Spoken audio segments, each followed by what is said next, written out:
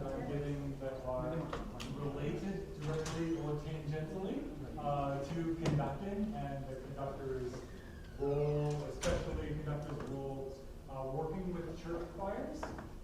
And I ended the last session by playing a clip of an anthem sung by my master chorale, which was a little self-serving, but also that kind of demonstrated some of the principles I've been talking about the rise and fall of phrase.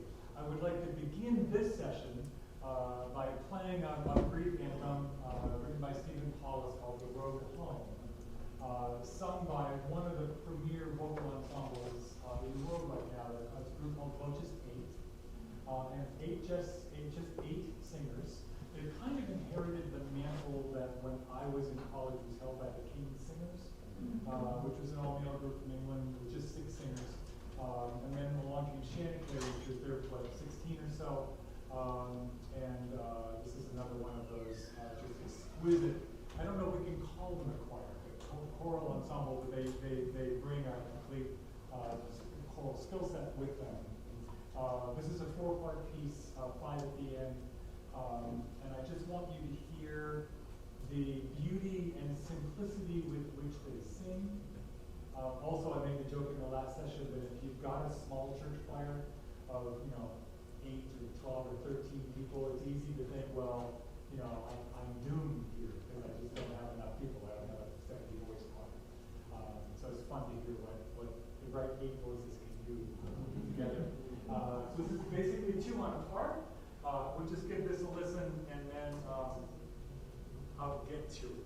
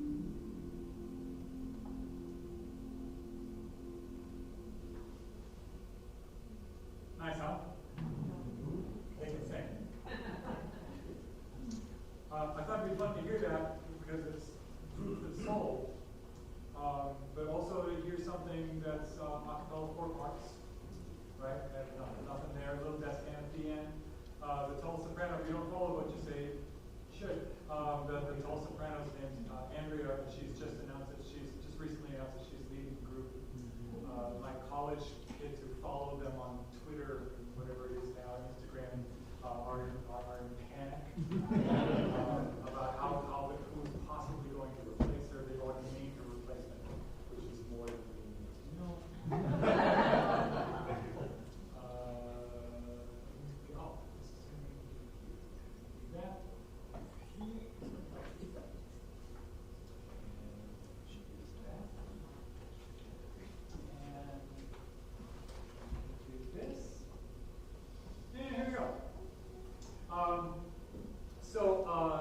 We are going to think about this next aspect of conducting from the conductor's point of view in part, and also the singer's point of view. And this affects both of us. What the singers are thinking we need to do, what the conductor is thinking we need to do. And this is an aspect of the choral profession that has always meant a great deal to me. It's one of the things I think that distinguishes my choirs. That's one of the things that distinguished the performance you just heard. And for years, when I would give sessions like this, I wouldn't bring this up. I just thought tuning was for the choral leads. It was, the choirs at the top of the food chain, the great conservatory choirs, the great professional choirs. Regular people just ought not to worry about this. It's just too hard. And the older I've gotten, the more I decided the young me was just completely wrong. The tuning is completely understandable. It's on one hand, it's really, really hard. On one hand, it's pretty much impossible. It's very unlikely that you could ever get two people to match pitch, let alone 60, right? On one note, let alone a fifth, let alone an anthem. So like this at every single eighth note. At any given moment, you stop and that's perfectly tuned. So it goes down. That's asking a lot. But having a soprano section sing a half step flat, we can fix that. Yeah, even a quarter step flat most of the time. We can fix that. It may be difficult, but it's also imminently achievable. It's understandable and it's doable, right? The analogy I use sometimes is if this projector up there were sitting on a table, and if it were a manual lens, right, and someone had bumped it, and this was all fuzzy and out of focus, you know what I'm talking about, right? And I would say, would you just put this back in focus for me, please? Right, you leaned over, you wouldn't know which way to turn the manual lens, right? You'd have to guess. And if you started to turn it and made it fuzzier, you'd know you were going the wrong way. And then you would go back the other way, and you'd just look at it, right? Until it looks pretty good, but you wouldn't be sure. So you go just a little further. Does anybody remember manual lenses? Right, you go just a little bit further because you might be wrong. It might be able to be clearer. No, that makes it worse. Then you go back and then you go. Right? How many years of training of grad school would it take for you to do that? Right? It's just instinctive. You can see it's fuzzy and you go like that and now it's sharp. And tuning at its basics is just that with sound. Right? It's out of alignment, we bring it into alignment, easy peasy.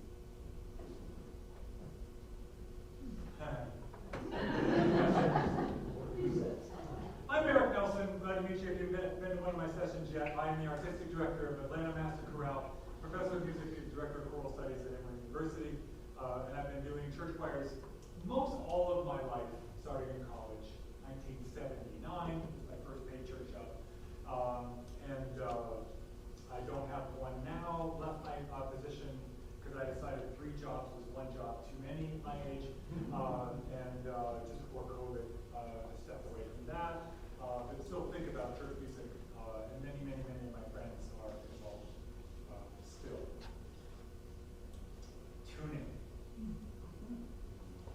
For many choir members and conductors, the goal of rehearsal is to learn the notes and the rhythms. That's what we're trying to do. If we accomplish that, we're really out. Are we allowed allowed to ask our choirs for more than that? Can we ask them to sing in tune? I have a theory. I hope this is neither mean nor condescending. I have a theory that directors whose choirs sing out of tune, right? You hear them sing and you grab something. Right?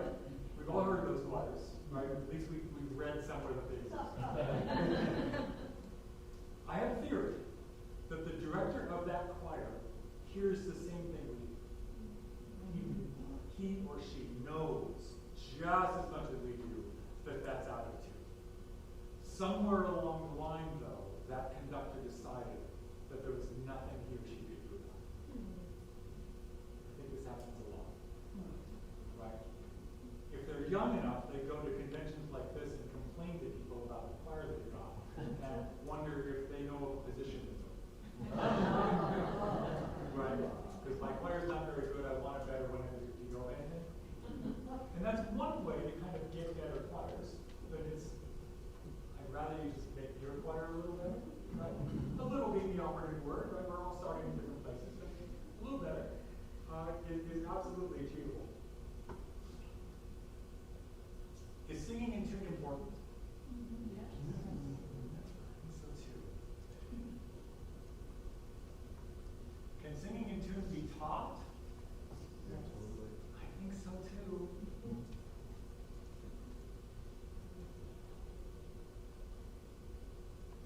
Whose responsibility is tune? The singer or the conductor?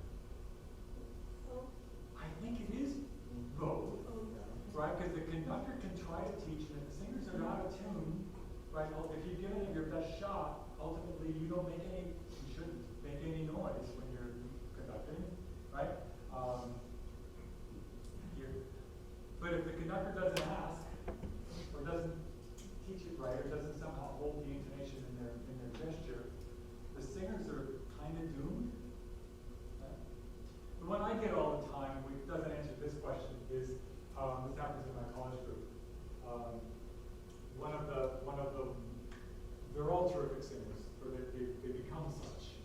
But there's always, it's usually a junior or a senior who come up after rehearsal, and they will whisper to me quietly that they're standing next to Marty, right? And Marty is out of tune. And they will say in exasperation, clearly, they've been building up to asking me this question. This has been bothering them for weeks. And they basically say, do I tune to Marty? Or do I tune to me? Right? Do I tune to the choir? Or do I tune to me? Right? You're telling me that I need to align myself. Right? But I got a choice here. Whatever. And I always say, I'll take your word for it from Marty, but if you hear Vicky or you align to what's correct, and they'll come along.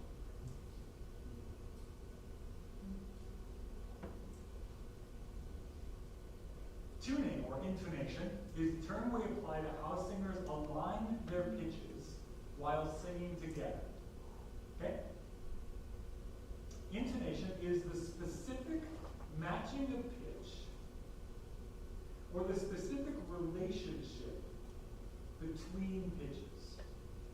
Working definition? Intonation is not dependent upon the singer's emotional state.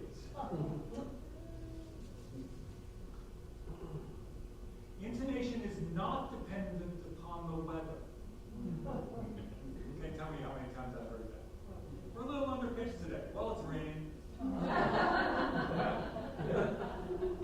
Intonation is not dependent upon the key a piece is written in.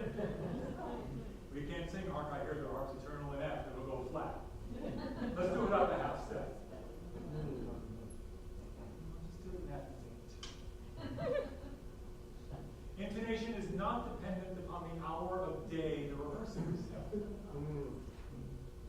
I mean, granted, someone's going to have worked all day and got caught in traffic and not spectacularly well in tune. Because none of that has anything to do with singing in tune. None. Intonation is not dependent on the age of the singer. This is true unless the singer is no longer able to hold a steady pitch when they're trying to. I'm not talking about someone who sings with a big wide vibrato. They're trying to. Right? It's wider than it used to be, but they are intentionally singing with vibrato. Right? Then sings my soul, my Savior God to thee. I'm not talking about that, right? I'm talking about if that person is asked where they want to go to dinner. Let's go out to dinner. Let's go out to lunch at the church. Where would you like to go? If that person can go,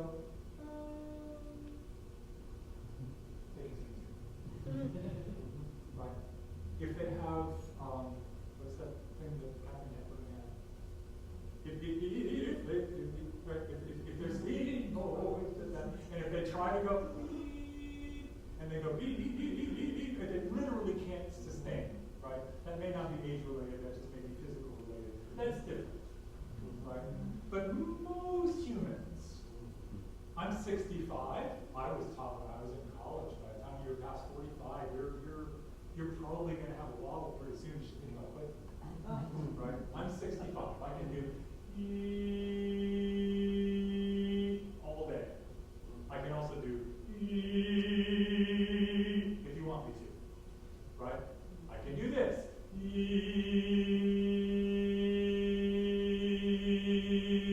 Because I know where my vibrato is. Not a problem. You can have it on, you can have it off. If it's off, tuning is easy. Okay? If you disagree about this, we're all family.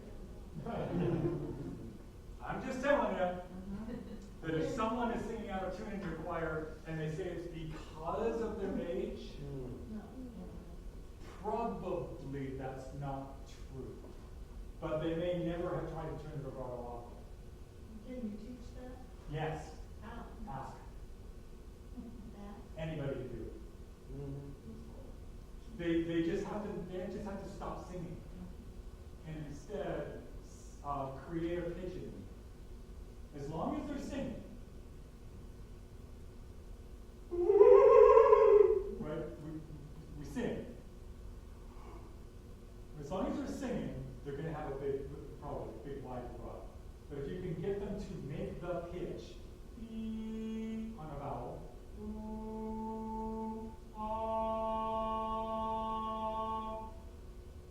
the hard part is they feel like you're asking. You feel like they can feel like you're taking away all of their rights, all of it. Right? You're not letting them sing. They love to sing, right? Sing in the hymns. Choir is not about that. Choir is about what Jose just did. Right? You've got a pitch to sing, and you've got to sing it in tune.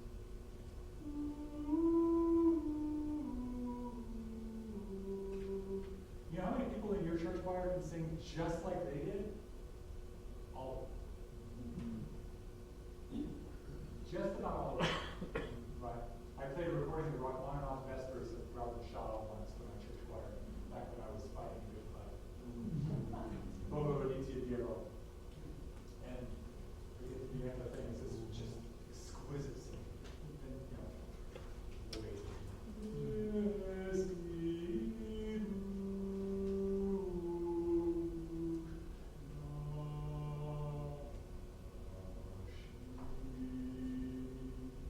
everybody did like this. I said, yeah, exactly. And I backed it up just a little and I said, listen to the baritone.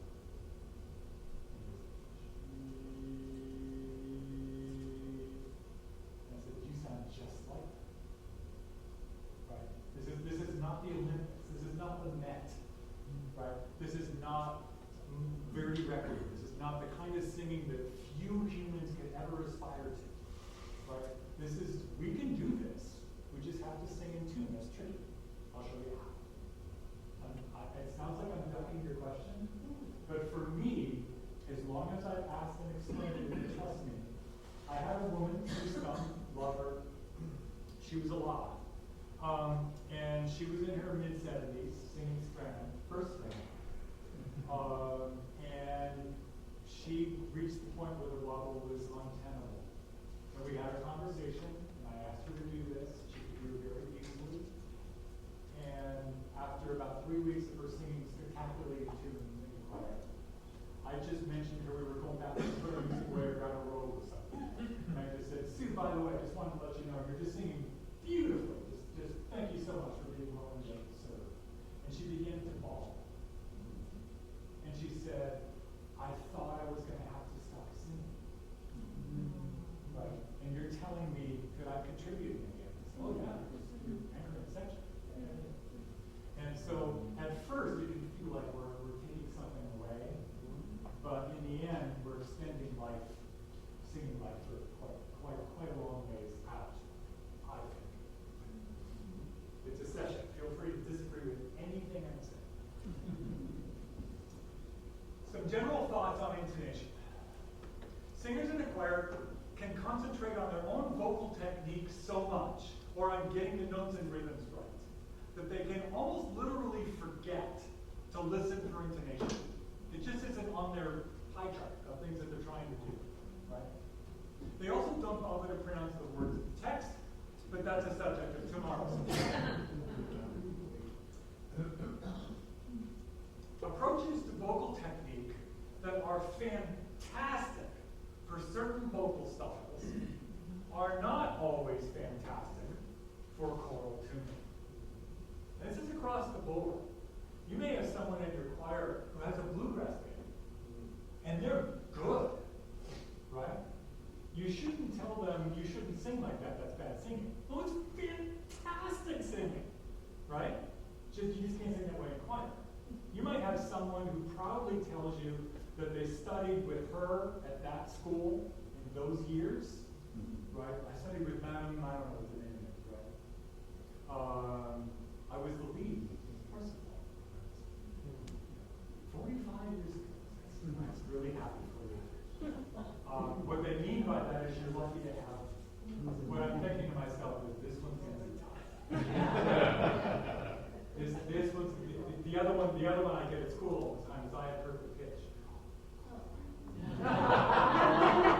Because that means they think their pitch is right and they're not going to move. Right? They're not going to do that micro adjustment to sing in tune because they're right and everybody else is a little bit flat or a little bit sharp. Anyway, too much information. But I've learned over the years that if someone loves Blake Shelton and can sing just like them, aren't they lucky? That's cool. But regardless of the problem, scooping is the problem. Do you realize that choral music is the only vocal genre?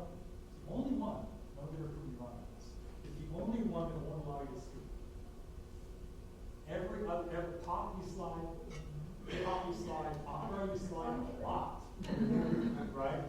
There's an opera you land into, and they oh, me love you know, they call it portamento. Right?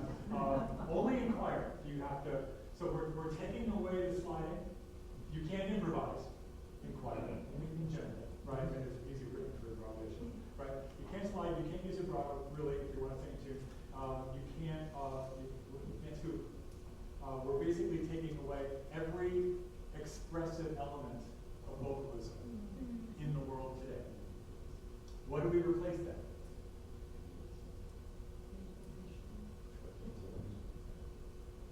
What if we don't replace it with that? Nice people singing the same piece at the same time. Okay. I told my wife I was going to tell this story, and I almost forgot. It's a good place to put it. So, if you are a very good basketball player, okay? Very good. You, since you were quite young, have spent your life mastering what to do with this bouncing ball, right? With your hands. You practice dribbling, you practice crossover dribbling, you practice going between your legs dribbling, right? You practice free throws, you practice three-point shots, you've practiced, you're an expert. By the time you get to collegiate varsity and certainly the pros, You are one of the few humans on the planet that can do these things with a bouncing ball. Yes? You with me? How much good does that do this world-class athlete when they play soccer?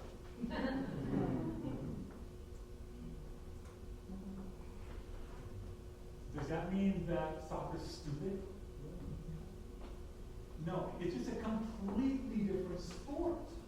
And those people that are really good at soccer have been mastering what to do with the ball with their feet since they were little kids. And their head. Right? I didn't grow up with soccer, so I'm amazed by what that can do. To use my analogy as someone who was trained in opera and now sings in the choir, what a lot of those singers do is they will sing operatically, but just a little quieter. Right? Right. They'll say, I hope I'm not sticking out. I'm operatically trained, you know.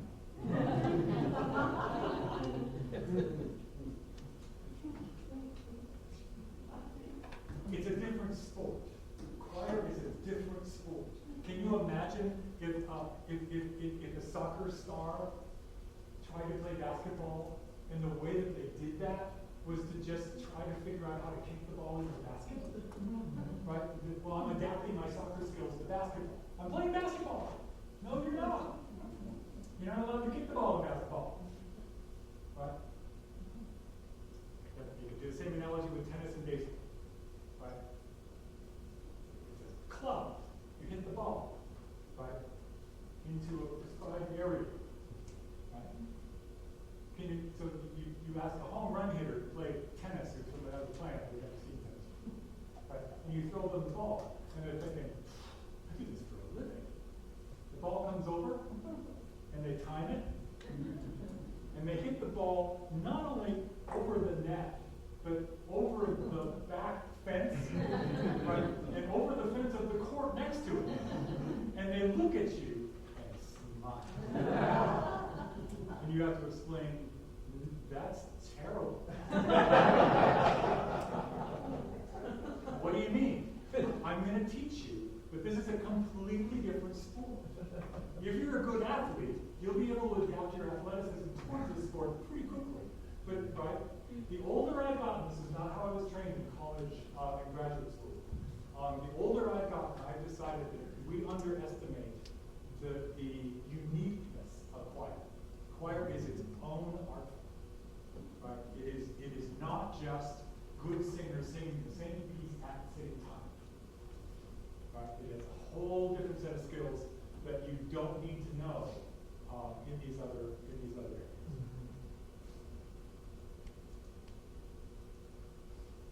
Singing the right note is not the same as singing the right note in tune.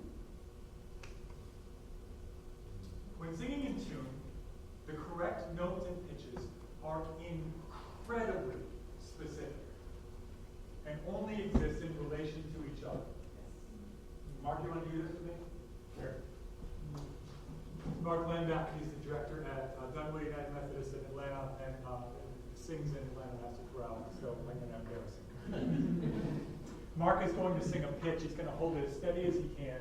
He's going to pick a vowel, and then I'm going to match it as best I can. You're on.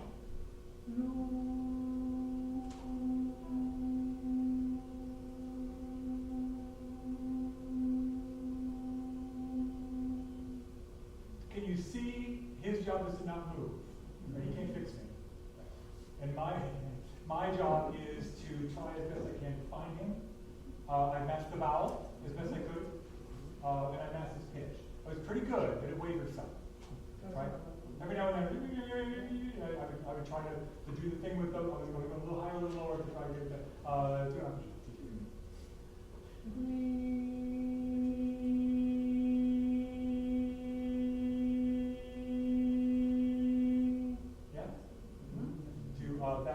And go call that 5, 5, 4, 3, 2, 1, yeah, I'll go with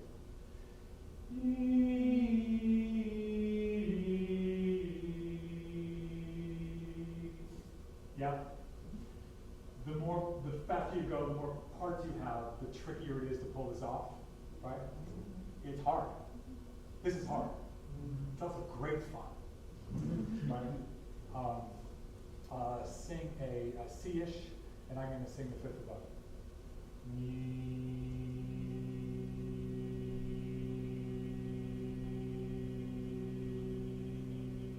That for me is in tune, right? Can you tell? Make sure it's nice and bright.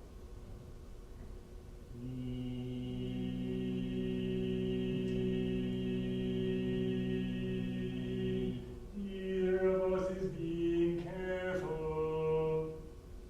Neither of us is trying to not stick out. When you're singing in tune, I actually like a lot of ring. I sing brighter in a choir than I actually sing when I'm singing solo repertoire in church. Right? It's just, you want as much overtone ring as you possibly can. It's the opposite of how I was trained. I was trained that you kind of take all the ring out of the voice. We used to call it blending. It's the B word. It's a perfectly good word. I just don't like, but so you mix things together in a blender and you can't tell what anything is anymore. I want him to be him in all his majesty, and me to be me, and we are in tune. And the whole section does that, and it just is, it's great. I've been told by people who study such things that there's actually more overtones in the human voice doing that sort of thing than there are in an orchestra. Right? There's more of it going on. Oh, and we just lean into it. And then the brighter voices are in heaven. You're actually trying to get the more mellow voices to come on. Line it up. Find out where your ring is. It's in there somewhere. Keep trying. Right?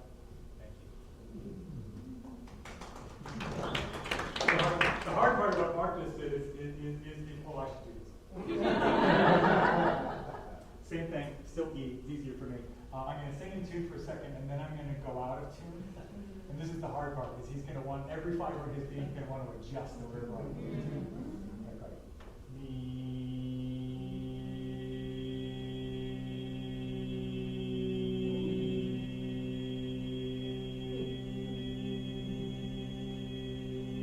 Too high. Good.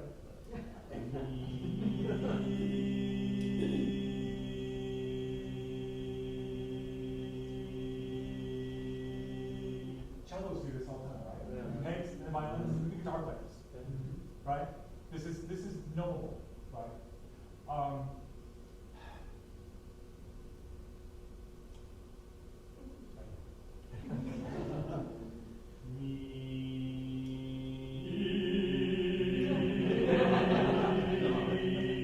In a way that's safer. I'm singing quite well, actually. And I have a few friends who actually would prefer that. They don't like choirs that sing in tune the way I like it. They want to hear everybody's voice in the choir. They're like that opera chorus kind of. They want to think, oh man, that's a fantastic tenor. Oh, did you hear that soprano? Wow, what a great voice. This makes me run and scream. For me, that's Christmas caroling. That's the only time I do it. Thank you. Please fix it. So,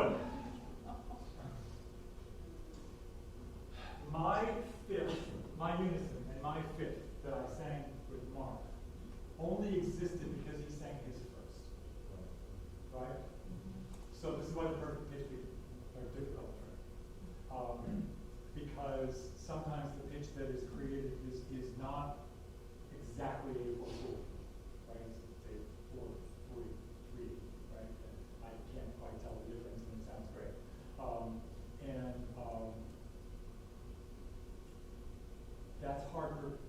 That's a very sophisticated thing to understand. Right? But also, once that pitch exists, then that harmonic universe is inviolate. Come, come thou fount of air, every blessing tune thy heart to sing thy grace,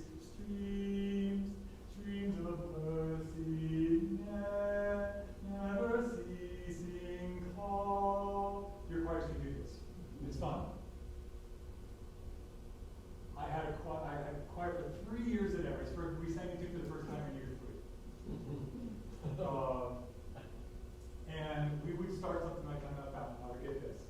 Come thou fount of every blessing, to my heart to sing thy grace.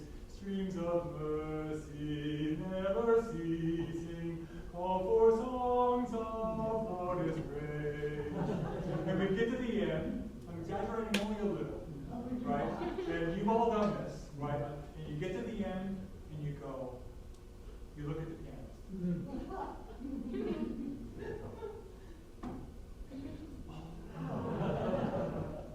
Half step. I don't know what half step.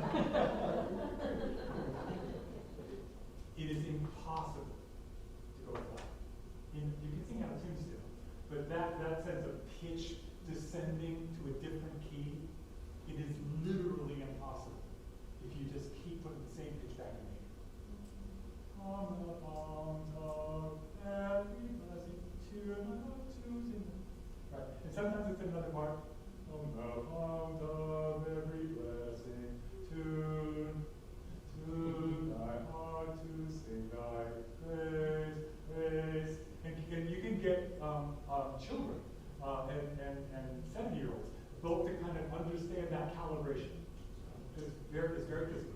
Right. Yeah? Eric, before you leave this, and I know it's jumping into quicksand here, spectrum of vibrato in tuning and where it's appropriate, what is your... So we're into semantics here to some degree, because it's impossible for the human voice to make sound without vibrating. Right? So you're going to sing with vibration for sure. But I know what you mean. It depends for me on a couple of things. One is, what are you singing? I did for the first time at school 2 years ago when I was back at work, the Verdi Requiem. I've never done it before as a singer or a conductor. And it's full tilt almost the whole time. There's a couple of acapella things that he's kind of hinting at the Renaissance and we hint with him. But for the most part, it's just lock and roll, right? Brahms Requiem, also mostly vibrato, but some places where I want it to be very pure. Chord Requiem, mostly pure, except in those places where it's largely unison melody.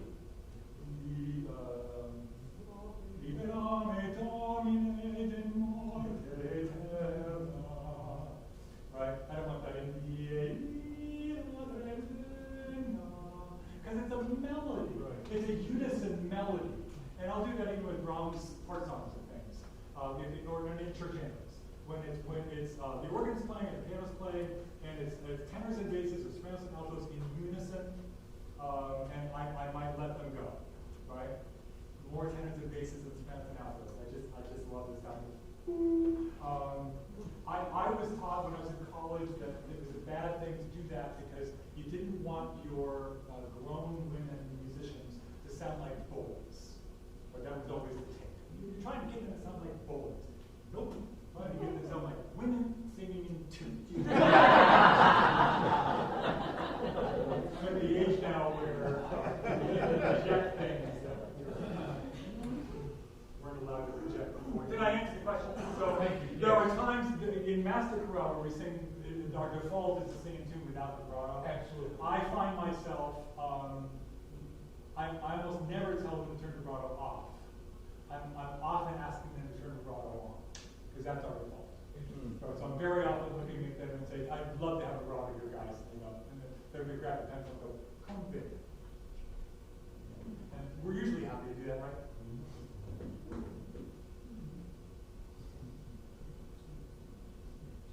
I've also hinted at this already. Where do we go? Okay, perfect. I've also hinted at this already. This is huge for me, and it's really important. It's at school and in master chorale where they're very well trained singers in their prime, right? Sometimes if they've not come from this kind of quasi-pro choir tradition yet, they've come from voice majors, right? They have a master's in vocal performance, right? They've done opera. They're really, really good. They're really hot. But for some, they come to a concert, they like this, they want to be part of master chorale, that audition is made. The thing that gets them to be a fabulous member of the choir is this belief. You don't change the sound at all. The place of performance. Right? If people who do this badly, who think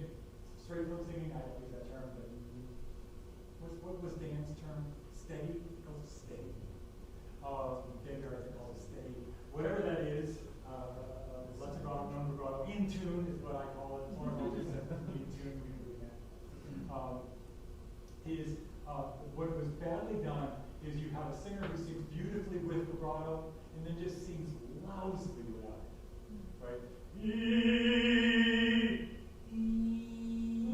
You're really going to sing like that? No. Don't say that. Right?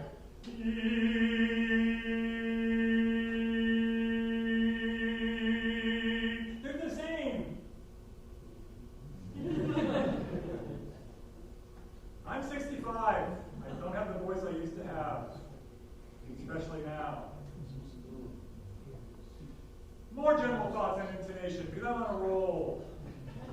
Singing in tune is impossible without very specific, real-time, active listening like Mark and I were doing.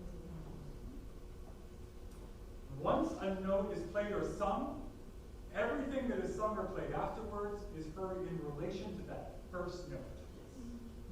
Up, got it here, we're done. We know exactly what that key is. If any two people are going to sing in tune with each other, one of them must stay, like Mark did, and the other must adjust, like I did. This is a bit of a problem for a choir where everybody's adjusting. I devised an exercise for this. You want to hear it? Yes. It's a scale that works. 8-1-8. I'll describe it first, and I'll do it. It's easier to hear than this one. 8-1-8-7-1-7-6-1-6-5, which I hold on. The theory is that while we're holding 5, this is in unison. You're imagining the root you started on, so you're actually singing in tune to your audiating root. And then you reverse it. And it's 4-8-4-3-8-3-2-8-2. You don't know. But the key's been set. Right? Now it's just a matter of keeping. So that's the part that's not gonna move. Everything else is adjusting to that pitch. Early choirs will sing that flat. Sevens are always low. Nope. I have a physical analogy for that. If you want to borrow it, works. That is not this. This is a half step. A T to do leading tone is a half step, but it's not this half step. It's this half step. It feels different than the other half step. It just does.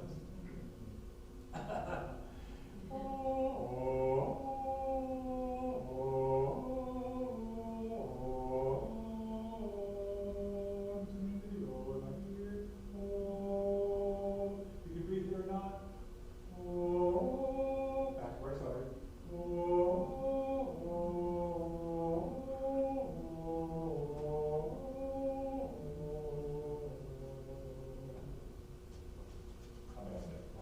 Change the vowel. Right? But that begins to ingrain the idea that there's a pitch established, and all the other pitches we're going to sing are in relation to that. Right? And once I started doing that simple little exercise, I was so frustrated because I was getting fooled. The choir was singing this note was in tune, and this cadence was in tune, and this was in tune, and that was in tune, and it was beautifully in tune, and we get to the end and we'd be down half step. Because everybody was adjusting, and it was just, I wouldn't realize, because I would be fooled by the fact it was so in tune. And once I started listening to that first pitch staying in the air, even though it's moving to pitch, that solved it, right? Master Corral goes flat once a season, and only in rehearsal. And they are ticked right now. Shocked first, and then really angry at themselves. But at school, as I said, at Emory, it was 3 years before we sang one chord. It was nice though. One cannot be in tune unless you know what or who you are tuning to. And theologians in the room, feel free to use this one.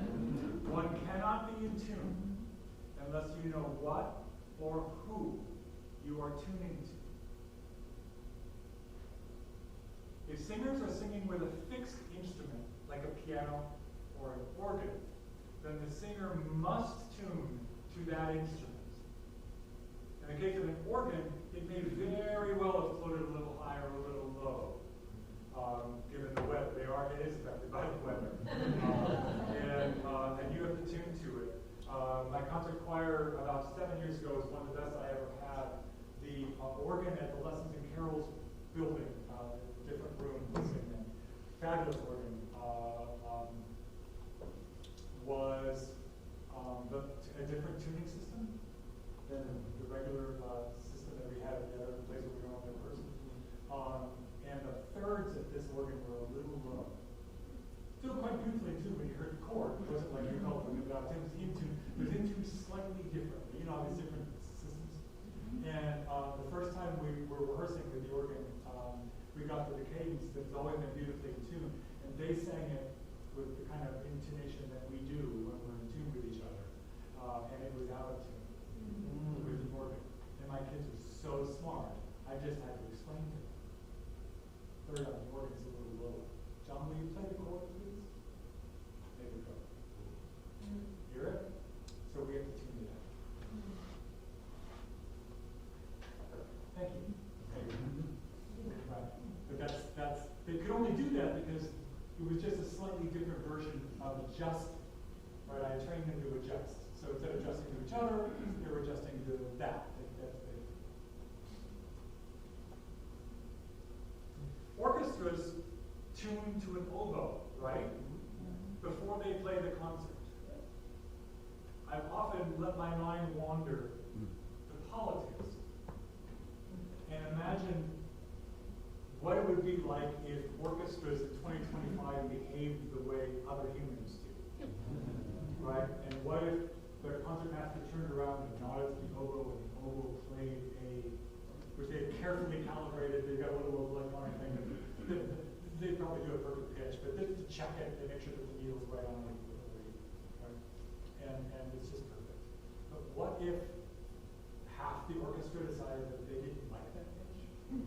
Their pitch was different, their pitch was better, they were in tune with a different pitch. It would be an interesting social experiment, but it wouldn't be beautiful. Right? They'd be at war.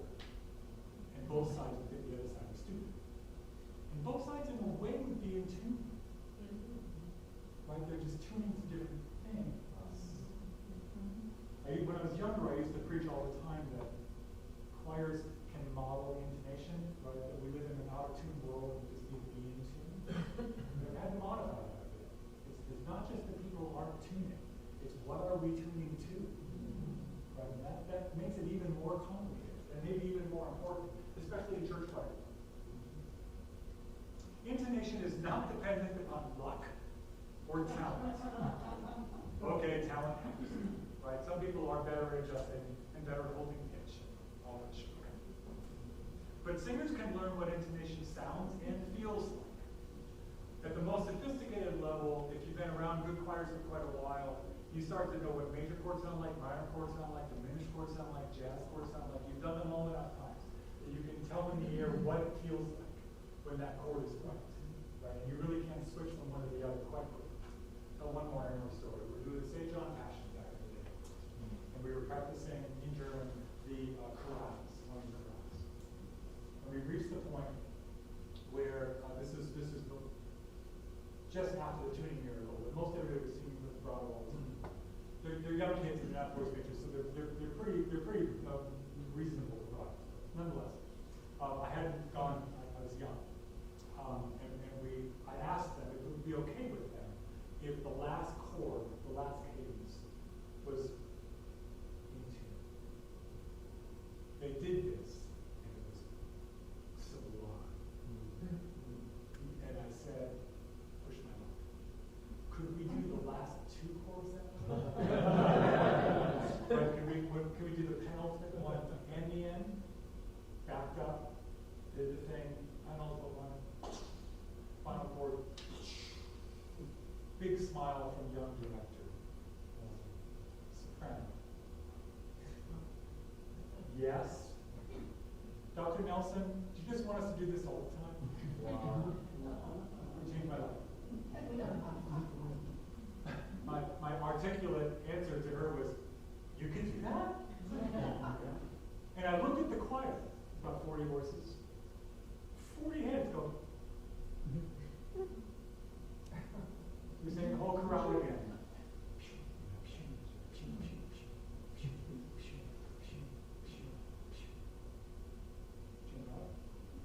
Were they happier? Oh, they were just ecstatic. David Alleluia, red-haired guy, in the back of the bass section, sitting in a chair, sitting there.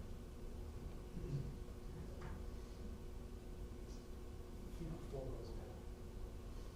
David's sitting there, and I look up, and he's going like this. I said, "David, something you want to tell us?" And he says, "I can't sing out of tune." It was the first time he had walked in. Everything was lined up, and so was this, and so was this, and there was just, he felt like there was nothing he could do that would make him sing out of tune. Wade in the water, you know? It was a nice moment. And then it was a matter of getting back to it all.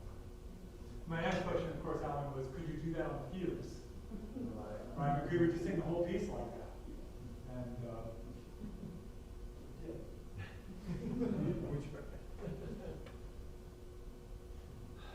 The other big moment for me was I heard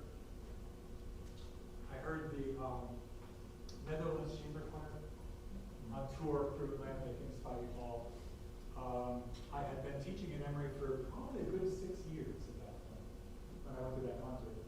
And I had never been to a pro choir concert before, really, other than I heard Eric Erickson's radio choir when I was a young graduate student, but that didn't count. That just, I couldn't relate to that. That was another world. But this was, I was a pro now, and I was sitting there hearing these folks sing. Everybody in the choir at Netherlands Chamber Choir, there were 24 of them, had their own bio program. They were all world-class soloists in Europe, singing oratorios and recitals. And they sang for 2 hours.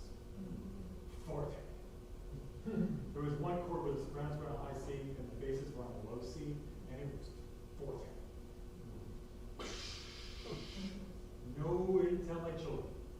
Right? These were world-class singers singing on their voice. And I left that room, and my pedagogy was never the same after. Because I knew that it wasn't a choice I had to make. Was I going to let them sing well, or was I going to ask them to sing in tune? I left that concert and knew you could do both, and should. So there's moments that we kind of pay attention. Don't just look around. More thoughts.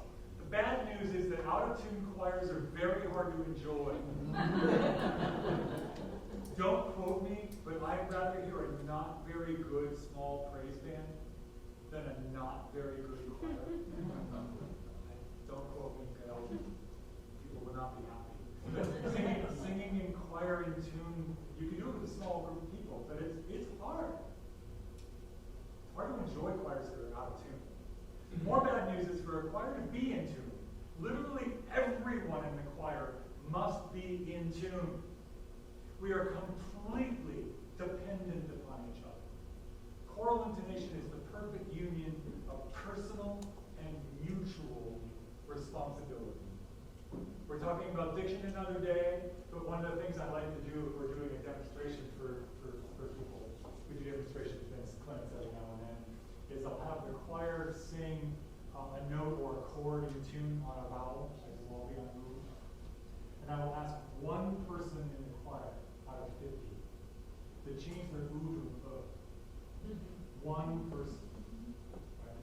With the same chord, still perfectly in tune, but with one person singing one. And then I will look at the people that are doing the clinic, and I go like this. And that will go back to ooh, and everyone who's looking goes, right? Because it was good before, but now it's just, there's a unity to the sound that's indescribable.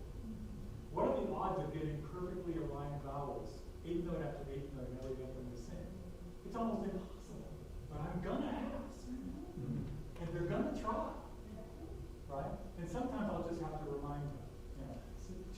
Tune my heart to sing it. I get that in the choir. Get lazy sometimes. Tune my heart to sing I, and then everybody smiles. Did they hear it too?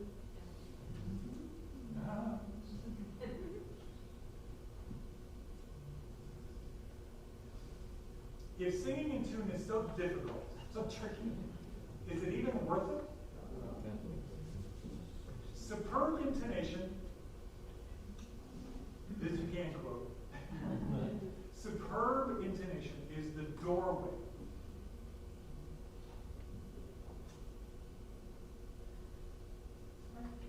Give me a second. 14 months, and now I'm talking about 14 months. Is the doorway to profound joy, healing, and transcendence. It is a musical allegory for divine harmony and unity in the midst of a broken, self-centered, and fragmented world. It's not even that it's worth it. It's essential. It's the thing that choirs do differently than any other vocal thing. I love a good pop singer. I love a good R&B singer. Right? I love a good bluegrass singer. I love singing. But this, if we take this idea seriously then, we have a moral obligation to sing in tune. It's not up to us to sing out of tune and remind people what the world is like. Right? It's our job to sing in tune and model what the kingdom of God can be.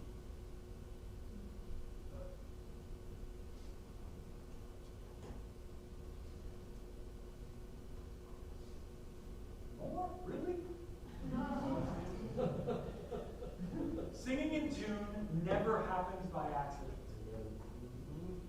If you're just hoping your choir's going to have a moment and the musicality here is going to drop in and sprinkle dust over them and they're going to something, it's not going to happen.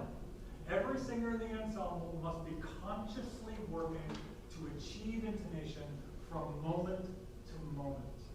They're aligning, they're adjusting, they're tuning, conscious.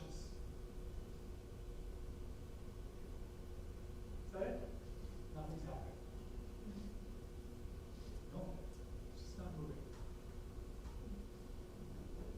I can read this one then.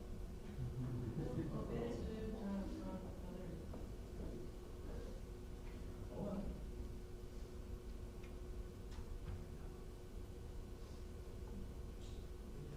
This isn't moving either. Hold on, sorry for a little bit.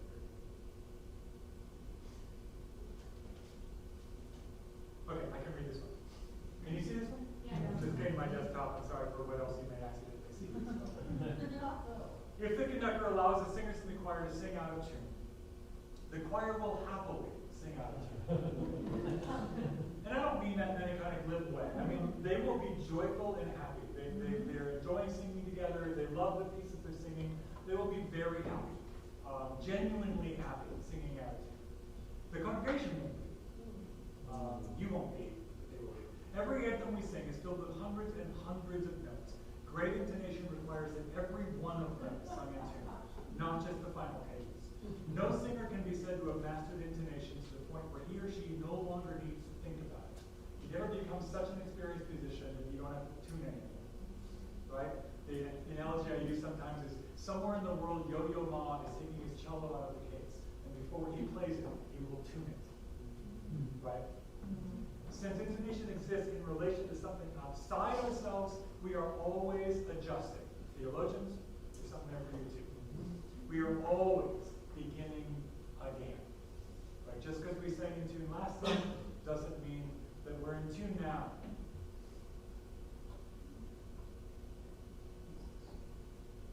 No, I did.